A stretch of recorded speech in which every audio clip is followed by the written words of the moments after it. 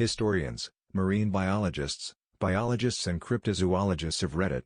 As far as legends in history go, what legendary creature do you believe may have been real and probably existed in some way, or what supposedly legendary person in history was more than likely real? Archaeologist here. There's a really interesting ancient Egyptian story called The Shipwrecked Sailor, in which a man is washed ashore a beautiful island and is apprehended briefly by an enormous serpent. In the story, the serpent tells him that there used to be hundreds of others like him, but a falling star wiped them all out. I think it's unlikely that the Egyptians had knowledge of dinosaurs, but there's a site called Wadi Haton that has thousands of ancient whale skeletons from the Eocene. I think it's possible they could have seen these skeletons and mistaken them for giant snakes. Herodotus actually tells similar tales of giant flying snakes in Egypt, and I suppose if you saw these skeletons but no trails, you might think they were capable of flight. Depending upon how they were excavated, I'd have to imagine the pectoral fins of a fossilized whale could even have resembled wings, though I'm not sure if any images of their flying snakes were winged. Beowulf, who is featured in one of the most important texts written in Old English, may very well have been real. The epic details what people Beowulf belonged to: the Geats, who resided in modern Jutland, and Urk, battles which have taken place according to historians, particularly between the Geats and the Swedes. Most intriguing to me are the facts that the location of Beowulf's burial mound is included in the epic, and that there is what looks like a hill at that location in modern Sweden that has never been excavated. Never been excavated? What are we waiting for? Let's go find Beowulf. Finally, a Beowulf response. Thanks. This is why I came here. Not to mention, Eaters of the Dead, movie version was called The 13th Warrior, is based on the real translated texts of an Arabic traveler in that region, and also features a less fantastical story that strongly parallels the Beowulf legend. For example, the fire serpent was actually an army marching in line with torches held high, Grendel's mother was a witch of the invading forces, etc. Edit. Because my original wording was somewhat unclear, the story/book is fictional, but incorporates a lot of actual historical text of an Arabic traveler, Ibn Fadlan. I would consider it historical fiction, personally, although some might consider it full-on fiction. Either way, I encourage you to read it if you can. Changelings, babies switched out by fairies, were probably an early explanation for birth defects. Also may explain postpartum depression. Think about it in ye olden days, after all, isn't a mother meant to naturally love and bond with their baby? Like automatically? So why am I not bonding with mine? Why do I feel like a failure of a mother?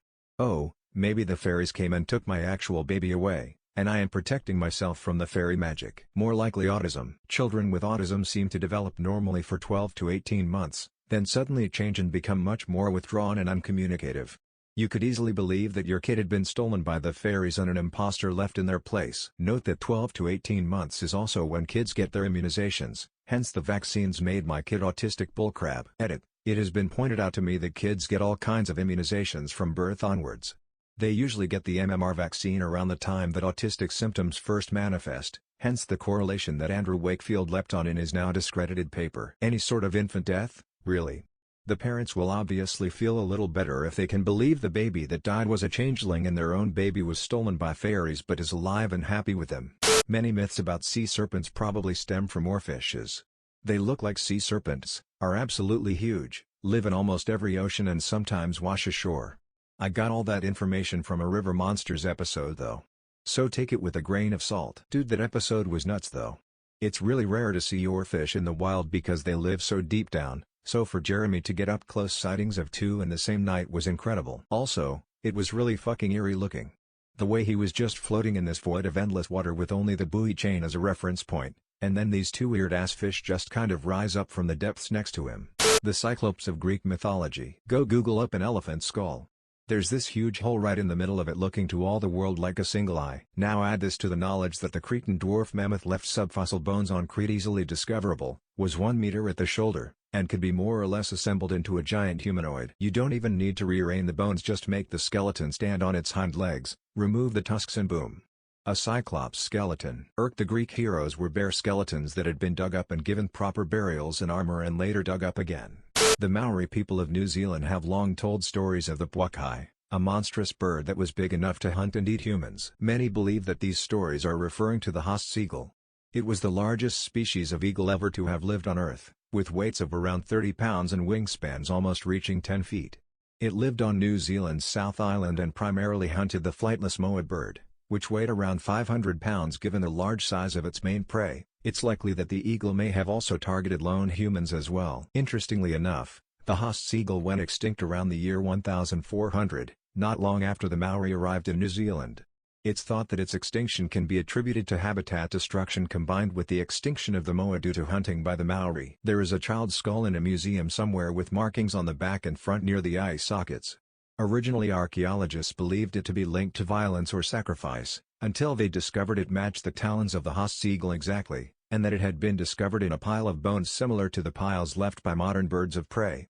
Kid was about 6 and got bird snagged. Large unidentified predatory raptors in history happen to be one of the most plausible cryptids for sure, and I haven't heard of that one before. Thanks for sharing. I swear to God that New Zealand is where God did a line of cocaine and said, you know what these two islands need? Birds.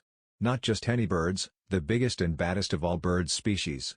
Seriously, not only did the Haast's eagle and the moa live there but millions of years before that, a giant penguin species lived there too that was just shorter than the average person. Like New Zealand had some badass birds. New Zealand is where birds of all kinds reign supreme. All hail the kiwi. There's a small population of albino deer in my area and they are beautiful. Definitely ethereal looking and totally match the European description of a unicorn. The mythical unicorn likely derives from travelers from Africa or Asia to Europe trying to describe a rhinoceros. There are Asian rhinos in India, Nepal, and Indonesia. When you consider that ancient Greek depictions of lions sometimes looked more like dogs and that the word hippopotamus comes from Greek words meaning river horse, it's easy to see how a Greek traveler would describe a rhino as a one-horned horse. There's linguistic evidence for this idea. 400 years ago it was believed that there were two types of rhinos. Ones with two horns were called rhinoceros and ones with a single horn were called unicorn. So the word unicorn was used to describe both real rhinos and the mythical one-horned horse.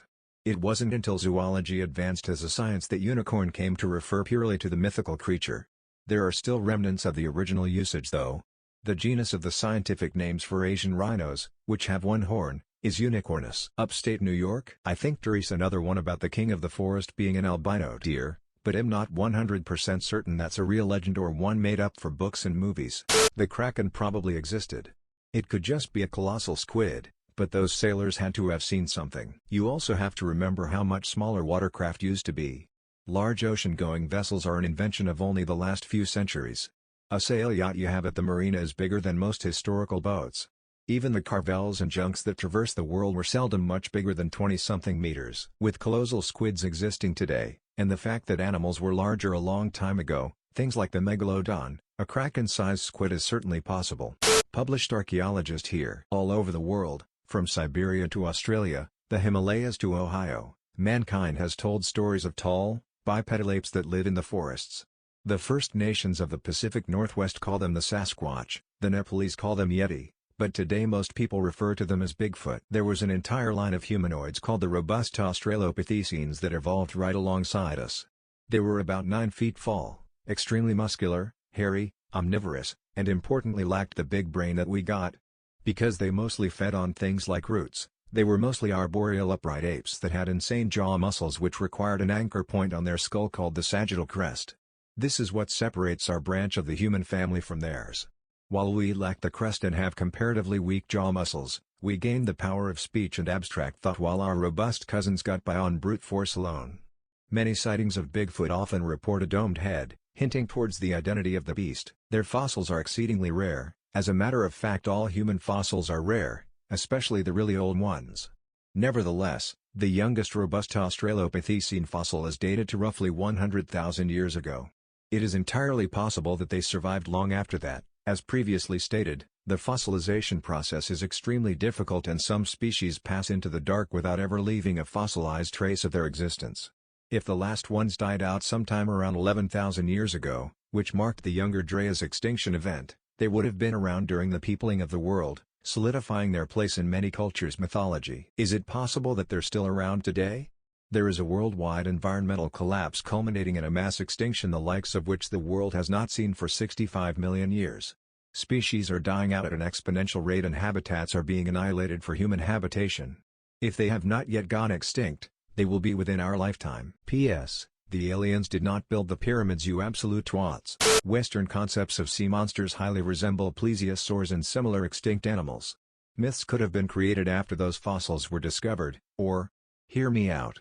Them shit's descendants are still swimming around. I know you probably meant descendants, but man, can you imagine how damn unsettling it would be if there were still ancestors of things that died so long ago they were fossilized still swimming around in the depths like some sort of immortal Lovecraftian nightmare. Sir Arthur Conan Doyle and his wife both swore to have seen a plesiosaur while on a cruise. They stuck by their claims through death.